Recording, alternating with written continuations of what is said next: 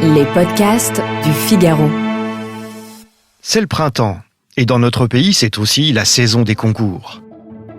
L'un d'eux occupe une place particulière dans l'imaginaire français, le concours de Polytechnique. Voir son enfant entrer à Polytechnique. C'est le rêve de tous les parents qui constatent que leur fils ou leur fille est doué pour les maths. Combien de jeunes gens talentueux ont présenté l'X pour faire plaisir à leur mère, qui rêvait de les voir défiler en uniforme et bicorne le 14 juillet devant le président de la République. Tout le monde connaît Marcel Pagnol et sa trilogie, Marius, Fanny, César.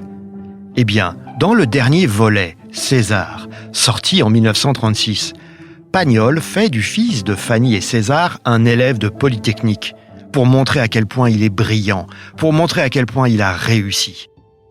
Et le jeune homme, de retour à la maison, se présente à ses parents dans l'uniforme des élèves de l'école.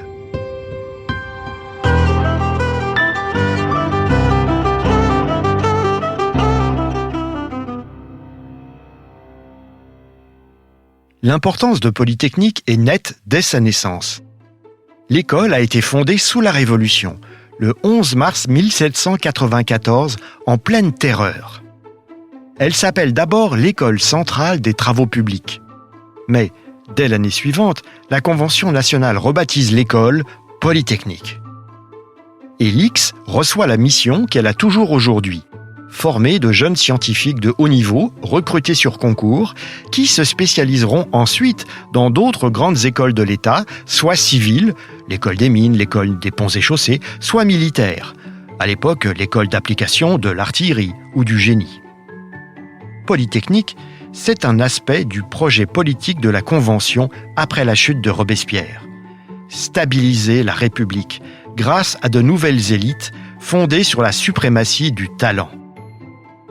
Les révolutionnaires qui dirigent alors la France, on les appelle les thermidoriens, parce qu'ils ont renversé Robespierre le 9 Thermidor.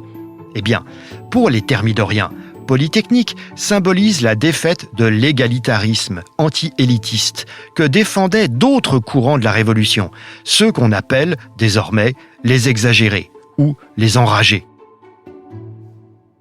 Dès 1798, une cinquantaine de polytechniciens, élèves de l'école ou déjà sortis de l'école, participent à l'expédition d'Égypte avec Bonaparte.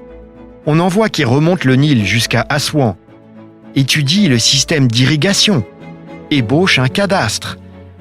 Des polytechniciens examinent la possibilité, déjà, de percer l'isthme de Suez pour relier la Méditerranée et la mer Rouge.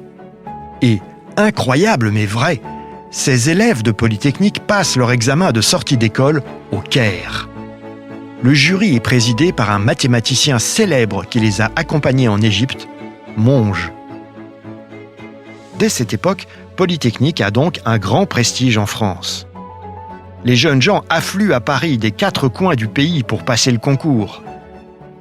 Parmi eux, un Grenoblois qui se rend dans la capitale en 1799 et rêve d'être admis à l'école. Il s'appelle Henri Bell. C'est le futur Stendhal.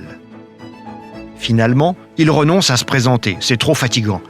Mais Stendhal se consolera, plus tard, en faisant du personnage central d'un de ses romans, Lucien Leven, un polytechnicien.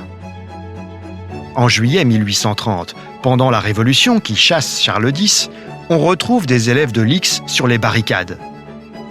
Et l'année suivante, lorsque Delacroix peint son célèbre tableau « La liberté guidant le peuple », il fait figurer, regardez bien, parmi les personnages de second plan, un polytechnicien en uniforme et bicorne.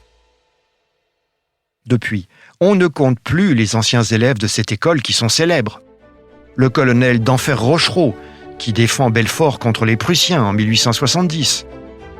Fraissinet, ministre des Travaux publics à la Belle Époque, qui élabore un plan de développement du chemin de fer et qui promet que chaque sous-préfecture aura sa gare.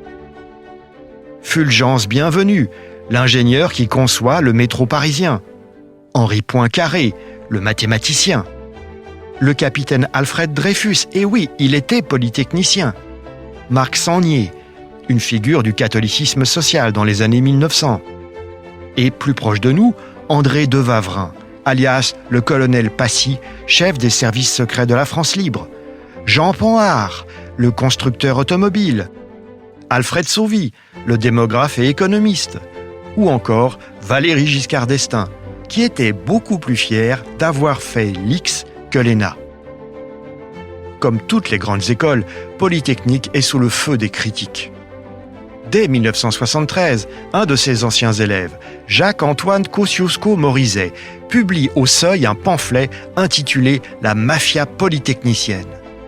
Selon lui, à cause de la puissance des grands corps techniques, un X du corps des mines, même s'il est mauvais, l'emportera toujours dans sa carrière sur les ingénieurs issus d'écoles moins prestigieuses, même si ceux-ci se montrent remarquables. Depuis, la polémique n'a pas cessé.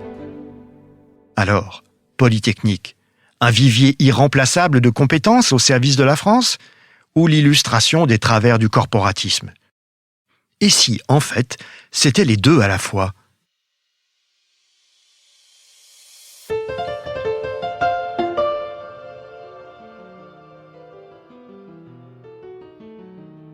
Merci d'avoir écouté ce podcast. Je suis Guillaume Perrault, rédacteur en chef au Figaro. Vous pouvez retrouver le Moment Histoire sur Figaro Radio, le site du Figaro et toutes les plateformes d'écoute. À bientôt.